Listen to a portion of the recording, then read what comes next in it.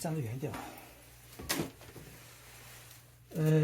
这个暖气炉是9万 BTU 的，这个呢是一个 King Home 的3个冷吨的一个内机，然后你会发现它们两个宽度是不一样的。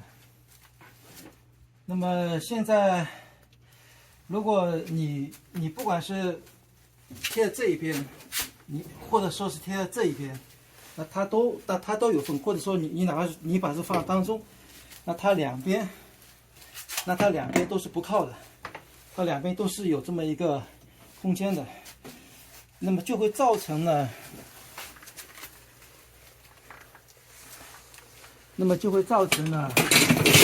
鼓风机呢在这边吹，然后你那个空调的内胆是这样的，然后呢风从这里吹，但是在这里呢它会形成涡流。首先呢风量会损失，第二个呢这里会暖气炉在工作的时候呢，尤其是9万或者11万的或者10万的暖气 BTU 的暖气炉呢，这个两端会造成过热，然后它会极大的缩短它下面 heat 节能卷热交换器的寿命，所以说必须要再加一个转接口。可以了。好，再拍了吗？拍了。